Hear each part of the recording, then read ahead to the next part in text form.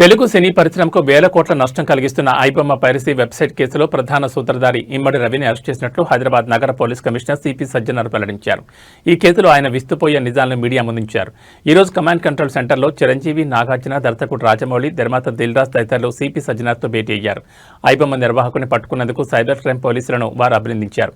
ఈ భేటీ అనంతరం సిపి సజ్జనార్ మీడియాతో మాట్లాడుతూ పైరసీ దేశవ్యాప్తంగా సినీ పరిశ్రమ దెబ్బతీస్తోందని ఆవేదన వ్యక్తం చేశారు. ప్రధాన సూత్రధారి ఇమ్మడి రవిని ఎట్టకేలకు అరెస్ట్ చేశాం. బాలీవుడ్, టాలీవుడ్ చెందిన వేలాది సినిమాలను ఇతను పైరసీ చేశాడు.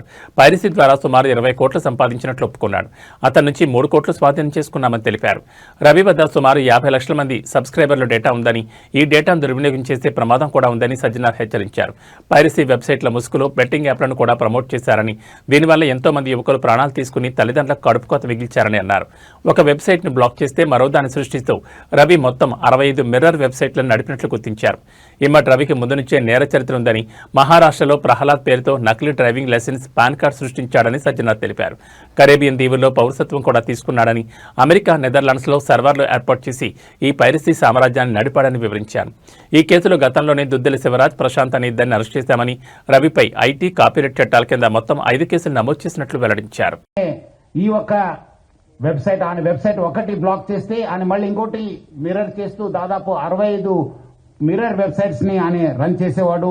ఆయన ఒక మొత్తం ఆయనని ఇన్వెస్టిగేట్ చేసిన తర్వాత ఆయన దగ్గర ఉన్న హార్డ్ డిస్క్ అంతా రికవర్ చేసిన తర్వాత దాదాపు 21,000 సినిమాస్ ఆయన హార్డ్ డిస్క్ లో పెట్టడం జరిగింది.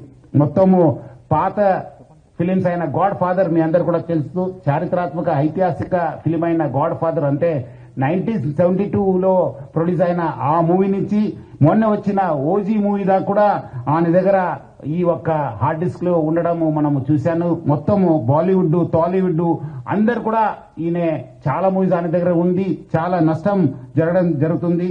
అదేవిధంగా ఆయన ఇప్పటిదాకా ఒక 20 crores సంపాదన చేశారని చెప్పి ఆయన వెల్లడించారు. మనం దాంట్లో 3 కోట్ల రూపాయలు మనము సీజ్ చేయడం జరిగింది. అది ఇంకా మనం ఆయన ఫైనాన్షియల్ డీటెయిల్స్, ఆయన మనీ లాండరింగ్ ప్లస్ ఏం చేశారు, ఎక్కడెక్కడ చేశారు, ఈ ర్యాకెట్ లో మొత్తం ఏముందని తెలుసుకోవడానికి ఆయన పోలీస్ కస్టడీ కూడా మనం అడగడం జరిగింది. అది వచ్చిన తర్వాత కూడా ఇంకా మనము ఆయన దగ్గర ఉన్న విషయపైన మనం రాపట్టుకోవడానికి మా వంతు కృషి చేయడం జరుగుతుంది.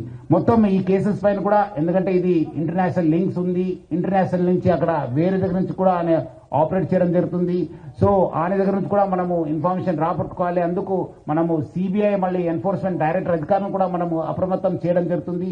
అక్కడ కూడా మనం సేకరించిన ఇన్ఫర్మేషన్ పెట్టుకొని అంతా ఇప్పుడు ఆయన అక్కడ మహారాష్ట్రలో డ్రైవింగ్ లైసెన్స్ తీసుకున్నారు. ప్రహ్లాద్ కుమార్ వెల్లెల్లా అని చెప్పి ఆ పేరుతోనే ఆయన టేకన్ డ్రైవింగ్ లైసెన్స్, అదేవిధంగా పాన్ కార్డు కూడా అదే పేరుతోని తీసుకోవడం జరిగింది.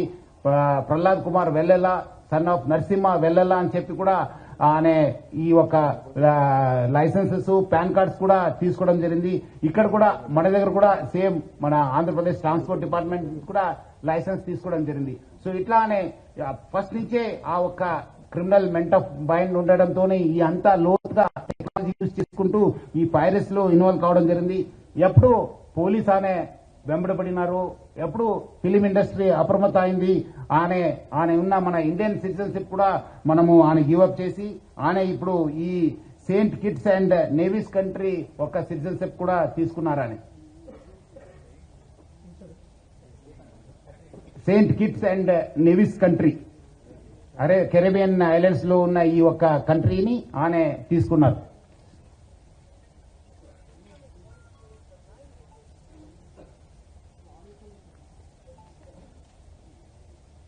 అదేవిధంగా ఆయన అక్కడ ఫ్రాన్స్ లో ఉంటూ మొత్తము Netherlands, Switzerland, USA, Thailand, France, Dubai లో బాగా తిరిగేవాళ్ళు.